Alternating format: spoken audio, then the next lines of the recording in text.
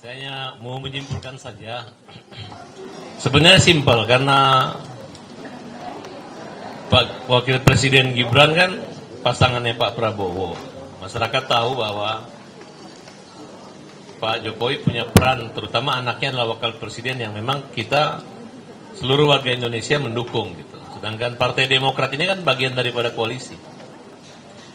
Daripada Partai Demokrat sibuk melaporkan,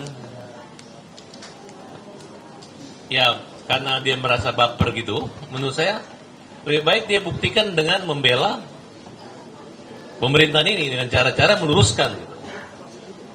Jadi nggak perlu kalau dia masuk berantem gitu, malah kalau perasaan dia merasa nggak berantem jadi berantem beneran gitu. Itu aja mungkin dari saya. Jadi kalau memang Pak SBY, Pak AHY ya merasa pernah berjasa bagian daripada kerjasama mendukung Prabowo Gibran dan diangkat sebagai menteri di zaman Pak Jokowi, ya, harusnya jewer tuh telinganya Roy Suryo gitu. Suryo, kau ini pernah jadi menteriku loh. Kalau begini caranya kamu obok-obok, biar bagaimanapun pimpinan kita, presiden maupun wakil presiden, itu ada bagian satu kesatuan. Hingga terciptalah kabinet yang dimana adalah AHY sebagai menteri kelompok Demokrat. Gitu. Kalau melapor-lapor gini kan jadi panjang, jadi besar. Nah di sini saya melihat, saya menggunakan bahasa kurang dewasa.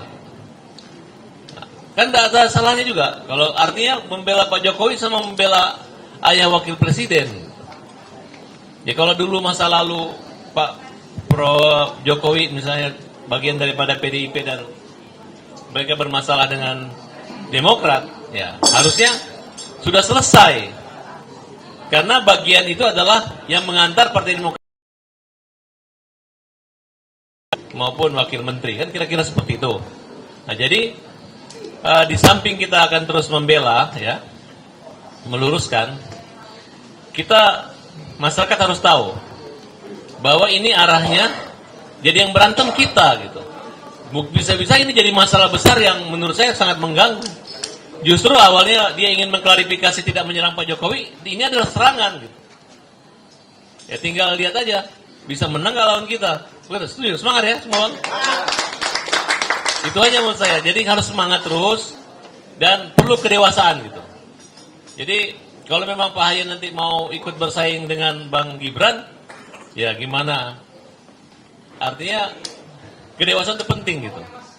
Karena kedewasaan itu bisa dilihat. Jadi ibu-ibu, saran saya, ibu nggak usah khawatir gitu. Tenang aja gitu. Apalagi bapak-bapak ibu ini kan orang-orang media. Apa yang disampaikan itu memang benar. Saya juga pernah ngomong seperti itu. Sampai hari ini pun saya ngomong. Kok hampir semua orang Partai Demokrat yang ngomong, tidak ada sedikit pun kepedulian, empati, atau aduh kami merasa begini. Kalau tidak membela, diam aja. Ini malah menyerang orang-orang yang mendukung membela Pak Jokowi gitu. Makanya Farhad Abbas juga turun gunung ini, Bang. Oke, salam hajar, pembela kaum lemah, bela Pak Jokowi, semangat.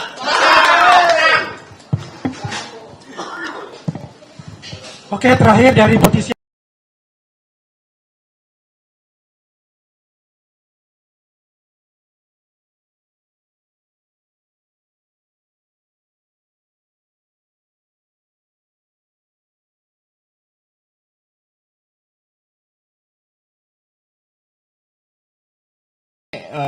Kalau saya sangat menyayangkan begini, bukan gitu ya. Nanti mungkin ada YouTuber yang lain yang dilaporkan tentang perkara lain, tentunya bukan yang ini, gitu. Nah, mengenai perihal yang ditujukan pasalnya itu, kalau menurut saya itu pasalnya aneh. Kalau menurut saya sebagai orang hukum itu pasal aneh dan tidak masuk akal. Jadi pesan saya untuk daripada Anda mengurusi para YouTuber ini, Anda kan di partai politik, urusin saja partai politik Anda, nggak usah ngurusin kita orang, para YouTuber rekan-rekan saya ini, ya kan? Nggak usah ngurusin apa sih untungnya, gitu loh. Mendingan kalian benahi untuk pilpres nanti di 2029. Udah itu aja tujuan kalian. Ngapain untuk lapor-lapor segala macam? Aduh. Kalian itu ngapain? Kurang kerjaan. Saya bilang kurang kerjaan. Sekali lagi nih saya bilang, kurang kerjaan kalian. Cukup. Terima kasih dari saya. Dan satu kata terakhir, maju terus, pantang mundur.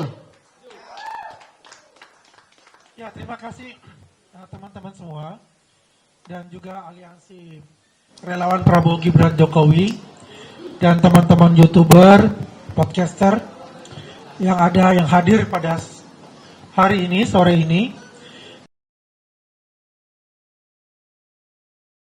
Dari stasiun TV ya, teman-teman juga dari media online telah hadir bersama-sama mendengarkan semua pernyataan-pernyataan dari mereka sudah disampaikan untuk itu.